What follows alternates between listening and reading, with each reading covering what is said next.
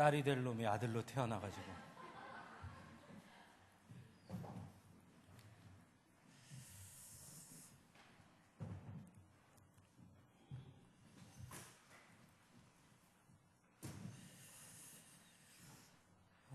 뚱보 아저씨를 저보고 하라고 그래가지고요. 제가 절대로 할 수가 없다. 그랬더니 하나님께서 고명준이를 보내주셨습니다. 동서고금을 막론하고 가정은 사회와 국가를 형성하는데 가장 기본적인 요소라 할 것입니다. 건강한 가정은 사회와 국가를 든든하게 세우는 기둥이 되지만 가정이 붕괴되면 그 반대로 그 사회와 국가는 위기에 처하게 되는 것입니다. 그래서 각 나라와 각 민족마다 나름대로 가정을 지키기 위한 규정들을 세우고 그것을 지키려고 노력합니다. 기독교 공동체 역시 예외는 아닙니다. 특별히 우리가 함께 살펴보는 신약 성경을 돌아보면 기독교 초기부터 교회 안에 가정을 지키기 위한 여러 가지 의무 규정들을 주는 것을 보게 됩니다. 오늘 우리가 함께 읽은 골로새서 3장 21절, 아비들아 너희 자녀를 노엽게 하지 말지니 낙심할까 함이라 라는 말씀 역시 그저 단순히 이 말씀만 보는 것이 아니라 그 앞에 3장 18절에서 20절에 아내와 남편에 대한 규정, 그리고 또 이어나오는 21절, 22절에 자녀와 부모에 관한 규정과 쌍을 이루는 말씀인 것을 우리는 보게 됩니다. 이런 관점에서 볼 때 초기 기독교 공동체는 믿음의 가정을 이루는 데 있어서 부부의 관계 그리고 자녀들이 부모에게 해야 할 의무 규정과 함께 부모가 자녀들에게 해야 할 의무를 동일하게 매우 강조하고 중요하게 여기고 있었음을 우리는 알 수 있습니다. 바울이 활동하던 당시 로마와 유대 사회에서는 어린아이들이 가정과 사회에서 독립된 인격체로 그렇게 존중받지 못하던 시대였습니다. 오히려 부모의 소유물로 간주되었고, 그래서 특별히 아버지의 소유물로 간주되어서 결혼이라든지 또는 자녀의 미래도 부모가 결정하는 그런 상황이었습니다. 이와 같은 시대 상황 속에서 자녀들의 부모에 대한 의무 규정에 이어서 똑같이 부모 또한 자녀들을 위해 해야 할 의무 규정이 있음을 말하고 있는 것은 그 시대 상황에서는 매우 놀라운 일이고 이례적인 것이라 할 수 있을 것입니다. 특히나 우리가 잘 아는 대로 구약 성경의 십계명은 내 부모를 공경하라 라는 부모에 대한 의무 규정은 분명하게 하고 있는 반면에 자녀들에 관한 의무 규정은 십계명에 들어가 있지 않은 그런 유대교를 뿌리에 둔 초기 기독교가 부모에 대한 의무 규정과 함께 자녀에 대한 의무 규정도 동일하게 강조하고 있다는 것은 매우 특별한 일이다라고 말할 수 있습니다. 아마 이러한 초기 기독교 공동체의 모습은 예수님께서 가르쳐 주신 그 가르침에 영향을 받은 것이 아닌가 생각해 볼 수 있습니다. 우리 오늘 우리 아동부 아이들이 같이 찬양대와 함께 찬양한 거에도 등장하지만 마태복음 18장 1절에서 7절에 보면 예수님께서는 어린아이들을 귀중하게 여기시고 오히려 어린아이와 같지 아니하면 천국에 들어갈 수가 없다라고 말씀하시므로 천국에 들어가는 자의 모델로 어린아이들을 높여주시는 것을 우리는 성경을 통해 보게 됩니다. 또한 예수님께서도 친히 어린 시절 부모와 함께 예루살렘을 방문했을 때 예수님께서 길을 잃고 부모와 떨어져 지내자 틀어지게 되자 예수님의 부모는 예수님을 찾아 헤매게 됩니다. 그리고 후에 예루살렘 성전에 있는 예수님을 만났을 때 어찌하여 우리에게 이렇게 하였느냐? 보라, 내 아버지와 내가 근심하여 너를 찾았노라 하고 예수님을 책망합니다. 즉 예수님의 어머니와 예수님의 아버지 역시 예수님을 철저하게 자신들의 자녀, 또 자신들이 보호해야 할 대상으로만 여기고 있었다는 것입니다. 하지만 그런 부모에게 예수님은 이렇게 대답합니다. 어찌하여 내가 내 아버지 집에 있어야 될 줄을 알지 못하셨나이까? 즉 예수님께서는 나는 어린아이지만 하나님 앞에서는 한 인격체로 하나님과의 관계를 형성하는 독립된 존재라는 것을 분명히 말씀해 주신 것입니다. 이처럼 예수님께서는 공생의 기간 동안 어린아이라 할지라도 하나님 앞에서는 독립된 인격체고 하나님과 관계를 형성할 수 있으며 오히려 어린아이처럼 하나님과의 관계에 순전함을 가진 자만이 천국을 소유할 수 있다고 가르쳐 주시므로 자녀들이 결코 부모의 소유물이 아님을 말씀해 주신 것입니다. 초기 기독교 공동체는 바로 이런 예수님의 가르침을 알고 있었고 그래서 자녀들을 노엽게 하여 낙심하게 하는 것을 곧 마태복음 18장 6절에 누구든지 나를 믿는 이 작은 자 중 하나를 실족하게 하면 차라리 연자 맷돌이 그 목에 달려서 깊은 바다에 빠뜨려지는 것이 나으니라 라는 말씀과 연결지어서 여기고 있었다라는 것입니다. 오늘 우리가 함께 읽은 골로새서 3장 21절 말씀을 좀 더 쉽게 이해하기 위해 좀 더 편하게 번역을 하면 이렇게 됩니다. 부모들아, 너희의 자녀들이 낙심하지 않도록 자녀들을 분노하게 하지 말아라 라고 해석할 수 있습니다. 즉 단순히 자녀들을 분노하게 하지 말라라는 데 주안점이 있는 것이 아니라 낙심하지 않도록, 즉 그 분노로 인해 자녀들이 낙심으로 이어지지 않도록 주의해라 라고 하고 있는 말씀인 것입니다. 하지만 오늘 우리 현실의 속에 들여다보면 부모와 자녀들의 관계를 보면 오늘 본문의 말씀을 잘못 이해하는 모습이 많이 있음을 보게 됩니다. 과잉보호가 아마 그와 같은 것이 아닌가 생각해 봅니다. 즉 무조건 자녀들을 노엽게 하지 않으려 애쓰는 것이죠. 그러다 보니 잘못을 저질러도 야단치지 않습니다. 그저 오냐 합니다. 자녀들이 조금만 성질을 부리면 오히려 부모들이 쩔쩔맵니다. 어떤 경우에 어른이 자신의 자녀를 야단치면 오히려 왜 내 자녀를 야단치냐고 그렇게 화를 냅니다. 내 자녀 나도 손 안 대는데 당신이 뭔데 내 자녀에게 소리를 지르냐고 오히려 싸움이 나기도 하는 것을 보게 됩니다. 하지만 성경은 자녀들을 노엽게 하지 말라라는 오늘의 말씀도 있지만 분명히 자녀들에게 매를 들어야 함도 말씀합니다. 잘못에 대해서는 매우 분명하게 가르치고 꾸짖어야 한다는 것, 그것도 성경은 함께 말씀하고 있는 것입니다. 그러므로 오늘 본문이 우리에게 가르쳐주는 것은 노여움의 포인트가 있는 것이 아니라 낙심의 문제라는 것입니다. 낙심하다라는 말은 헬라어로 아티메오라는 단어인데 그 의미는 용기를 잃다, 기가 죽다라는 의미를 가진 말입니다. 즉 노여움으로 인해 용기를 잃게 하거나 노여움으로 인해 기가 죽게 하도록 하지 말라라는 말씀인 것입니다. 또 한 가지 이 말씀을 주는 또 이 말씀을 보는 대상들이 누구였는가 하는 것입니다.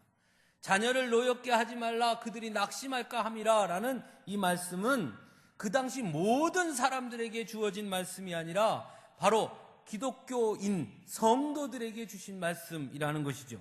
즉 그러므로 그것은 기독교인 가정에 주신 말씀인 것입니다.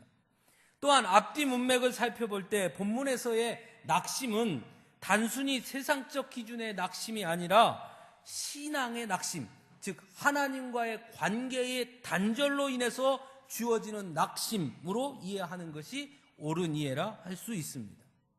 그러므로 오늘 본문을 천천히 다시 번역해 보면 자녀들로 하여금 분노하게 함으로 하나님 앞에서 낙심하지 않도록 하나님과의 관계가 낙심되어지는 관계가 되지 않도록 하라는 당부의 말씀이 되는 것입니다.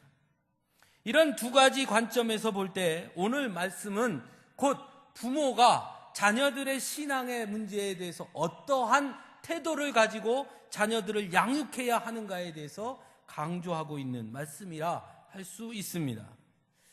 특히나 오늘 우리 사회는 매우 심각한 가정의 위기를 겪고 있습니다. 현실을 감안할 때 그러므로 오늘 본문 말씀은 매우 소중한 말씀입니다. 왜냐하면 하나님 앞에서 자녀들을 키우는 성도들의 그 모습이나 아니면 하나님을 알지 못하는 비기독교 가정의 모습이나 실상 들여다보면 별반 다르지 않기 때문입니다. 오늘날 우리나라의 수많은 부모들은 자녀들을 어릴 때부터 치열한 입시 경쟁 가운데로 몰아넣고 있고 철저하게 세상적 기준과 잣대의 틀 안에서 양육하고 있습니다. 그것에는 솔직하게 말하면 기독교인이나 비기독교인이나 전혀 차이가 없음을 보게 됩니다. 다만 차이라고 하면 세상적 기준의 성공을 위해 기도하느냐, 기도하지 않느냐의 차이가 있을 뿐인 것처럼 보일 때가 많이 있습니다. 그러다 보니 기독교 가정에서도 자녀와 부모의 대화가 상실되고 자녀들의 소질과 개성을 살리기는커녕 자녀들을 인류대학으로 보내 출세시키고자 하는 부모의 욕심을 채우는 도구로 전락하는 경우가 꽤 많이 있으며 입시지옥, 고3병, 학교폭력, 왕따 등의 문제들 역시 기독교 가정의 자녀들도 예외가 아님을 우리는 보게 됩니다.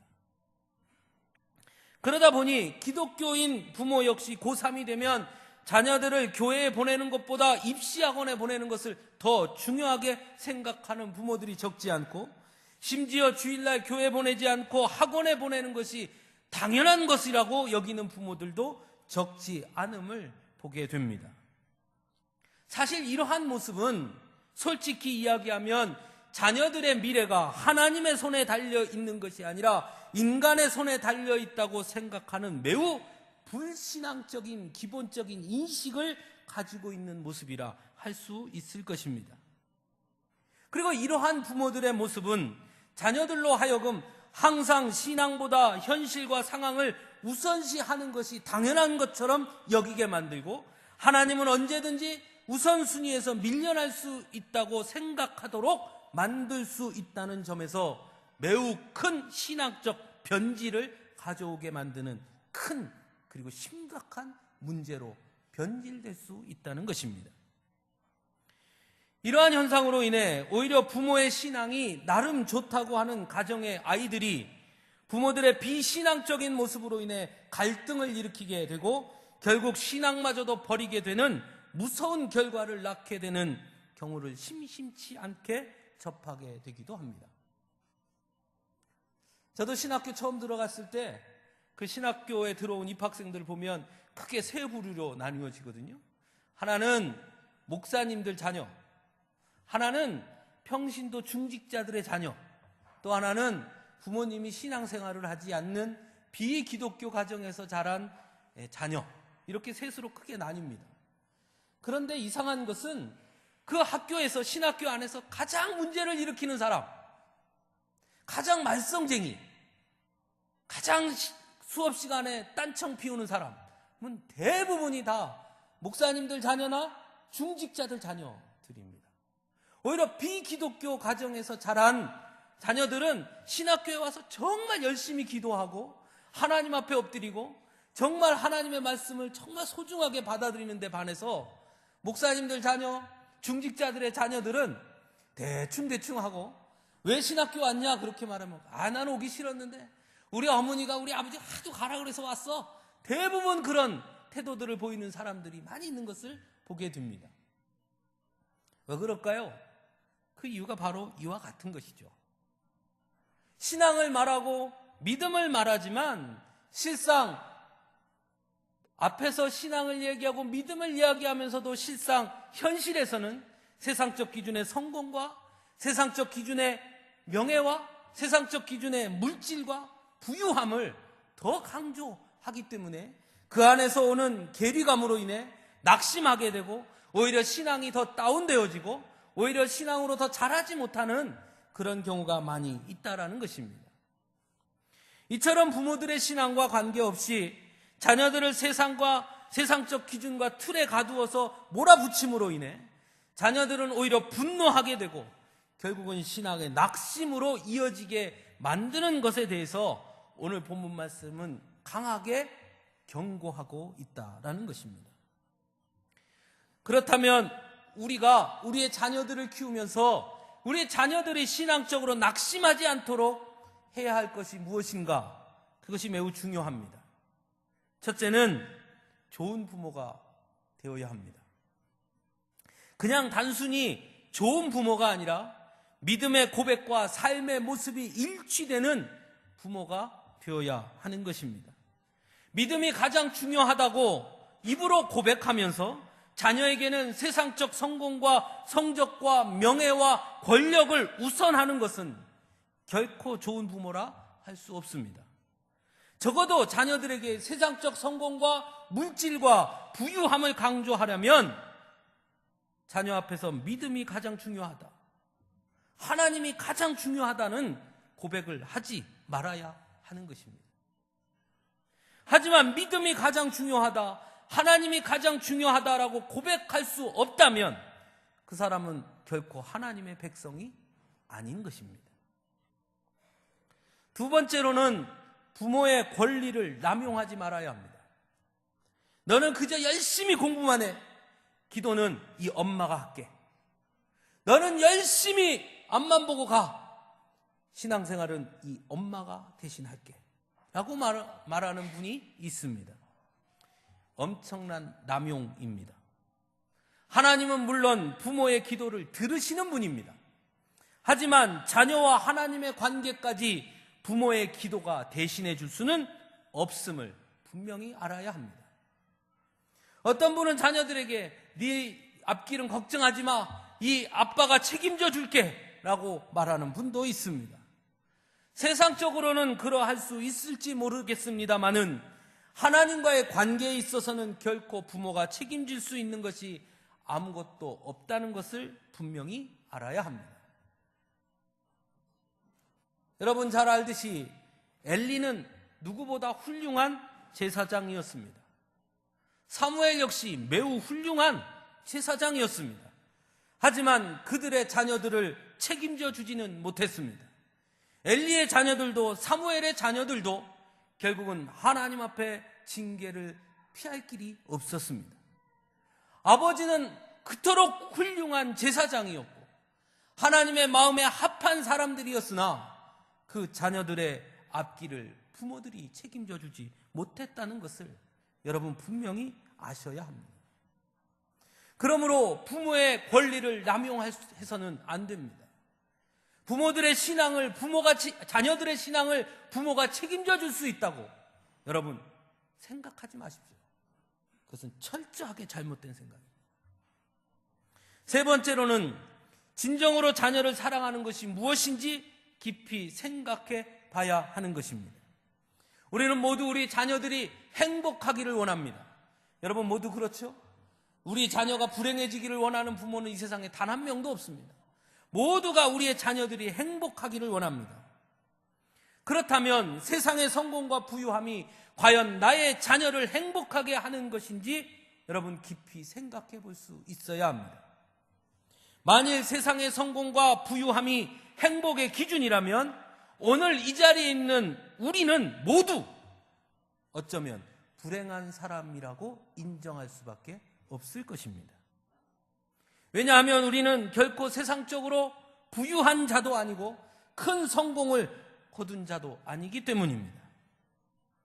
하지만 그럼에도 불구하고 우리는 세상에서 가장 행복한 사람이라고 저는 자부합니다. 왜냐하면 성경이 그렇게 말씀해 주기 때문입니다. 복 있는 사람은, 행복한 사람은 주야로 여호와의 율법을 묵상하는 자로다.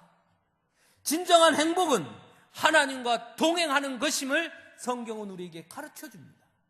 그런 면에서 세상적인 기준에서 우리는 부유하지 못하고 가난할지라도, 세상적 기준에서 우리는 큰 성공을 거두지 못했을지라도 하나님과 내가 동행하고 있다면 그런 우리가 세상에 가장 큰 행복한 자 아니겠습니까? 오히려 부유함이 하나님과의 동행을 가로막는 방해가 될 수 있음을 우리는 예수님을 만난 부자 청년을 통해 분명히 성경을 통해 보았습니다. 권력이 하나님과의 관계를 무너뜨린다는 것을 사울왕을 통해서 우리는 분명히 알았습니다. 그리고 그들의 결말은 매우 비참했습니다. 세상 명예가 하나님과의 관계를 무너뜨리고 결국 가정도 무너지게 한다는 것을 아나니아와 삽비라를 통해 우리는 분명히 보았습니다.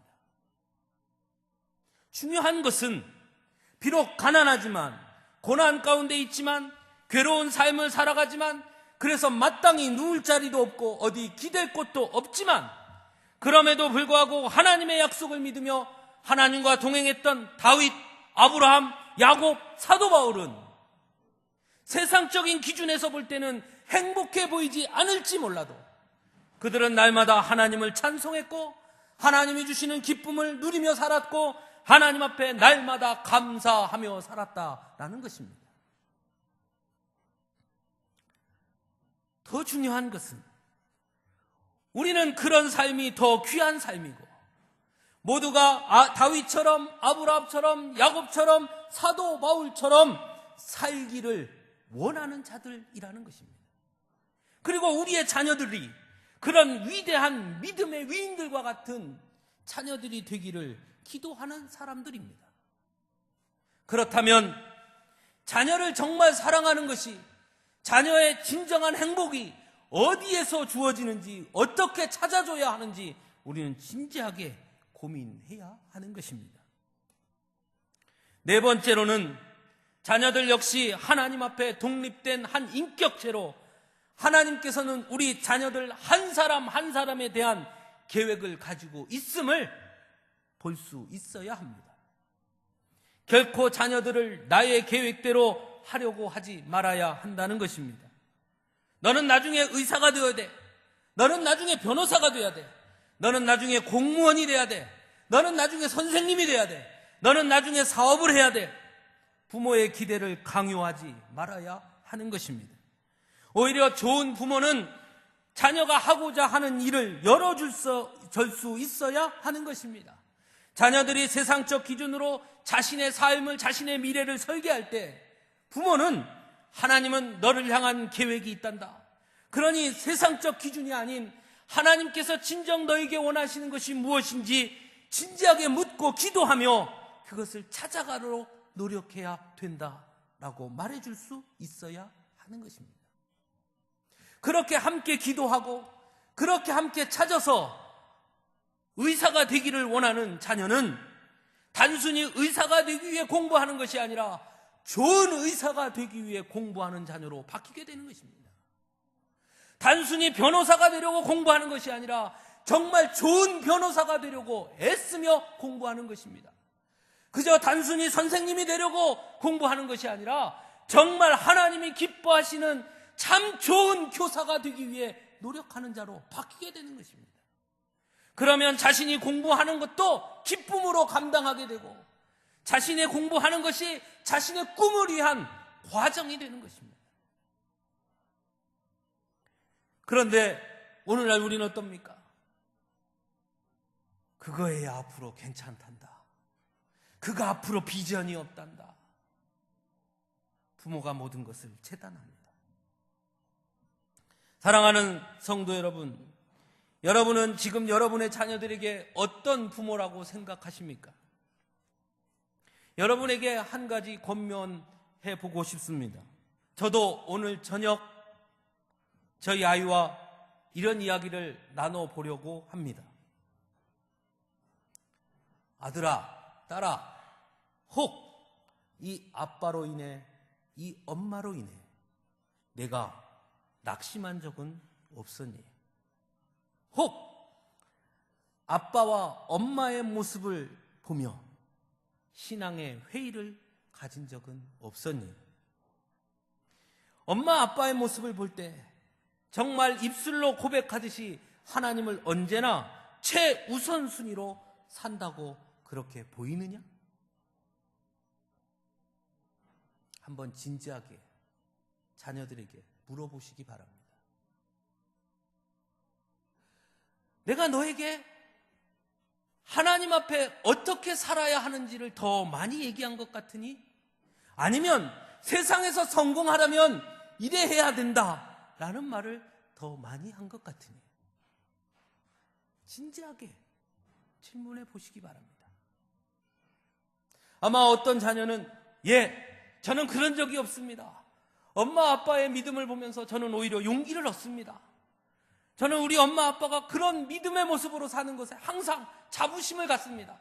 나도 나중에 커서 우리 엄마처럼 우리 아빠처럼 하나님 앞에 이렇게 신앙생활 해야지, 저는 날마다 그런 생각을 합니다. 그런 대답을 하는 자녀를 두신 부모님들이라면 여러분들은 정말 참 좋은 부모님들이십니다. 만일 자녀들이 머뭇거리며 대답하지 못하고 또는 고개를 가로저으면서 아니요, 그렇지 못한 것 같습니다 라고 한다면 여러분은 어떻게 하시겠습니까? 그땐 이렇게 이야기를 하십시오. 그래, 그랬구나. 정말 미안하구나. 하지만 이 엄마도 이 아빠도 내 앞에서는 그렇게 믿음을 이야기하지만 여전히 너무나 부족한 그런 신앙인이었음을 오늘 또 한 번 깨닫는구나. 그래, 이제부터라도 입술의 고백에 맞는 신앙생활을 하도록 노력하마. 그러니 아들아, 그러니 딸아, 너는 나중에 내 자녀 앞에서 좀 더 떳떳한 부모가 되기 위해서라도 믿음 안에서, 신앙 안에서 하나님과의 관계를 가장 중요하게 여기며 살 수 있기를 바란다.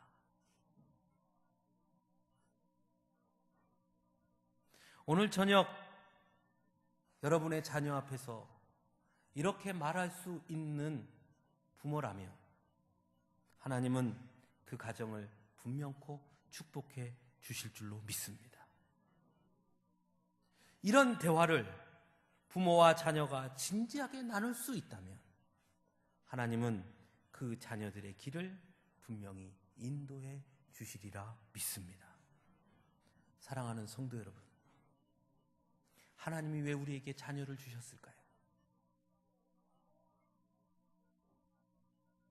왜 특별히 하나님을 믿는, 예수 그리스도를 구주로 믿는 우리들에게 이 귀한 자녀들을 허락해 주셨을까요? 저는 오늘 말씀을 준비하면서 이런 생각을 했습니다.